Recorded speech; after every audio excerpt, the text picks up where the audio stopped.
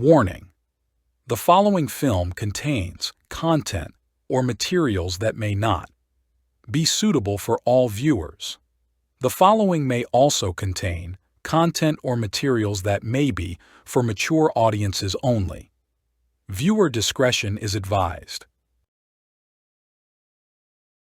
Welcome to Unspoken, Unknown, Untold. I am Keeper, the guardian of all things hidden. I hope you enjoy immersing yourself in tonight's most sweetest dreams or most tantalizing nightmares. Midnight Metro Stranger. This happened to me 2 to 3 years ago. I was around 23 at the time. I am a female and I live in Romania.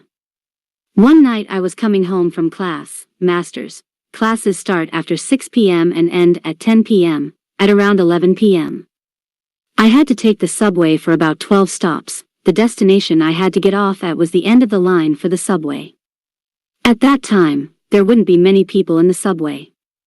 I'm a pretty lonely person. All I need is my headset and my music and I am good to go. Said and done, I plug in my music. I pick the furthest chair in the subway, away from the only 2 people that were taking the subway with me at that time. So far so good, until I see, with the corner of my eye, a silhouette approaching me and sitting right next to me. It was a man, fairly built, dark hair, wearing glasses, a black shirt with a black hoodie and a sickening smile. He doesn't engage in talking with me, but would just stare at my phone as I would browse through my music. I can hear him breathe heavily. Not like painfully, but still, like he was feeling something very strong. I feel uneasy, so I decide to change my seat and go even further behind, trying to avoid him without looking like a freak myself. I don't know to whom. There was just another person with us the whole way. I guess that scared me even more. I pick a new chair, sit down, plug my headset in again and proceed with the remaining 6 to 12 stops on my way home. I see the silhouette growing bigger and bigger and a breeze running on my skin as I realize the guy is again sitting right next to me, glancing in mid-air, dead eyes, a big smile, staring right into my phone. I panic. There are still 4 stops to go. I have nowhere to hide. I look after the other person in the subway trying to sit next to her, thinking that strength comes on numbers. She is no longer there.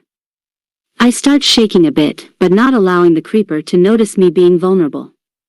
I stand up, go to the door and just decide to stand until my stop comes. This way he won't sit next to me, right? Wrong. He comes straight after me, sits on the chair right near the door, and because he couldn't see my phone, on which he was so focused so far, from that angle, he fixates me right in my soul with his black dead eyes, and says, "Hi gorgeous, why are you avoiding me?" I am freaking out as I look at my phone trying to call my boyfriend or message him, and he stops me by saying, "I know no one will help you. You would have sent an SOS message by now." I know you didn't. That moment I realize I am cornered. He has been focusing on my phone to see who I was talking to, trying to figure out if I panic, trying to see if I would ask someone for help. He cornered me bad. I had the luck to reach my stop as I would delay any reaction or ignore him so that he would repeat whatever he wanted to say. I drop off and run for the exit, not looking back. I get out at the surface and I don't see him anymore. At this moment I put my phone in my purse and realize I had pepper spray with me all along. My heartbeat comes back to normal as I know at least I have something to defend myself with, but still a long way to get home, and who knows if he is alone or not. I walk rather fast for maybe 5 minutes from the metro and feel a hand grabbing my wrist hard and pulling me back. Another hand covering my mouth, disabling me from screaming my lungs out. It was him. The same black hoodie, dark hair and dead eyes stalker.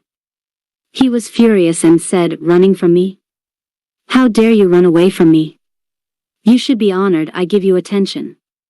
I am fairly built for a woman, 80 kilograms and 1.75 meters tall, so I guess he thought men don't find me beautiful or something and should feel blessed a creep like him stalks me and tries to hurt me. Now, my phone is in my bag. I can't call the police. I can't reach for the pepper spray. I panic. I can't punch him in the crotch. I can't scratch him as I don't have long nails. His hand is still on my mouth. What do I do? I did the most desperate and disgusting thing I could think of just to save my life. I played along. I used my other hand to touch the inside of his thigh and mumble "I'm sorry," while his hand was on my mouth. He took his hand off my mouth and I repeated that I'm sorry. I didn't realize he was just flirting.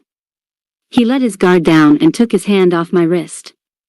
He asked me for my phone number and address to drop me off, but I refused, saying I'd rather add him on Facebook, and he agreed. I told him I'd reach for my phone, but instead picked the pepper spray and got him sprayed all over his face, made sure I'd cover his both eyes, nose, mouth, even his ears and hands. He instantly got all red, suffocating from the pepper and swelling. I called the police, told them what happened and what I did. They asked me if he was immobilized and I said yes, as the effect wears off in 45 minutes. The police arrived there 5 minutes later to see me shaking like a leaf and a man on the ground, swollen like a pumpkin, throwing up and swearing me between gasps of breath. He was arrested and the police told me they have been looking for him for the past week, as they discovered the body of a 24-year-old woman in his apartment. Fairly built lady, 177 meters tall, 75 kilograms, red hair. I have red hair too. The woman was his girlfriend, and ever since, he's never gotten back to the apartment. I do not know what he wanted to do with me. I can understand why he targeted me due to the similarities, but stranger in the subway stalking women at midnight, trying to befriend them, or even worse, murder them. I hope to God you and I never meet again.